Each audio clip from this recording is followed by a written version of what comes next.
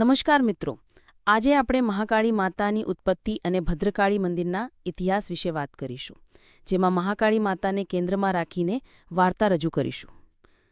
મહાકાળી માતાની ઉત્પત્તિ. પ્રાચીન સમયમાં દારૂણ નામનો એક શક્તિશાળી દૈત્ય હતો, જેના અત્યાચારથી મનુષ્યો અને દેવતાઓ પણ ડરતા હતા. દારૂણને વરદાન હતું કે તે કોઈ દેવ કે પુરુષના હાથે મરી શકે નહીં, ફક્ત એક સ્ત્રી જ તેનો સંહાર કરી શકે. આથી દેવતાઓએ બ્રહ્માજી પાસે પ્રાર્થના કરી, પરંતુ બ્રહ્માજી દારૂણનો સામનો કરી શક્યા નહીં. પછી દેવતાઓ ભગવાન શિવ પાસે ગયા.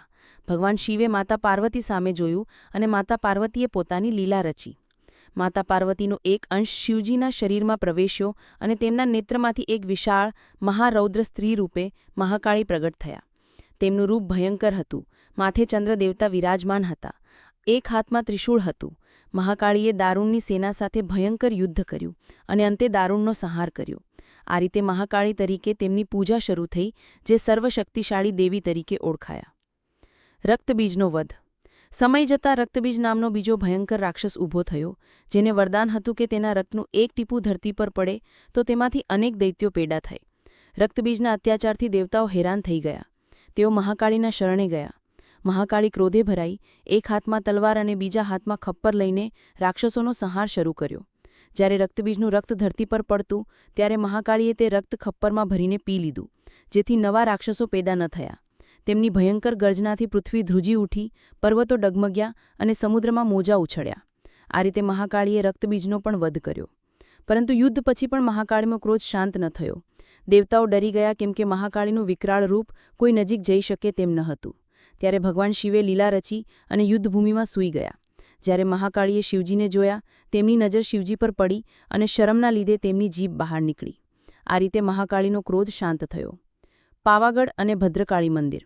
વર્ષો પછી વિશ્વામિત્રએ પાવાગઢ પર્વત પર મહાકાળીની તપસ્યા કરી અને માતાજી પ્રસન્ન થયા. ત્યાં વિશ્વામિત્ર નદીના કિનારે મહાકાળીનું મંદિર સ્થાપિત થયું.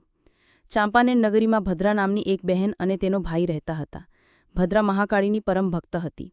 એકવાર તેના ભાઈનું મૃત્યુ થયું, ત્યારે ભદ્રાએ મહાકાળીની પ્રાર્થના કરી.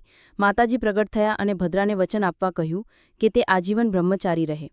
ભદ્રાએ વચન આપ્યું અને મહાકાળીએ તેના ભાઈને જીવતો કર્યો. સમય જતાં ચાંપાનેરના રાજા પતેરાવે ભદ્રાને હેરાન કરી. ભદ્રાએ મહાકાળીની પ્રાર્થના કરી અને નવરાત્રિના દિવસોમાં મહાકાળી ભદ્રાના રૂપે ચાંપાનેરના ચોકમાં ગરબા રમવા આવ્યા. રાજાએ ભદ્રાને જેલમાં જોઈ, પણ ગરબામાં પણ જોઈ અને મૂંઝવણમાં મુકાયો. મહાકાળીએ વિકરાળ રૂપ ધારણ કરી રાજાને શ્રાપ આપ્યો, જેનાથી રાજા રોગગ્રસ્ત થયો. રાણીએ માતાજીને પ્રાર્થના કરી અને ભદ્રાએ દયાળુ હૃદયથી રાજાને માફ કરી. મહાકાળીના આશીર્વાદથી રાજા સાજો થયો અને પાવાગઢ પર્વત પર મહાકાળીનું મંદિર સ્થાપિત થયું. ભદ્રાના નામે માતાજી ભદ્રકાળી તરીકે ઓળખાયા. ઉપસંહાર. મહાકાળી માતા શક્તિ, ક્રોધ અને દયાનું સ્વરૂપ છે. તેમણે દૈત્યોનો નાશ કરી સૃષ્ટિનું રક્ષણ કર્યું અને ભદ્રા જેવા ભક્તોની રક્ષા કરી. પાવાગઢનું ભદ્રકાળી મંદિર આજે પણ માતાજીની શક્તિ અને ભક્તિનું પ્રતીક છે. મિત્રો, આવી વધુ વાર્તાઓ માટે અમારી ચેનલ વાસ્તુ ટોપિકને સબસ્ક્રાઇબ કરો. જય મહાકાળી.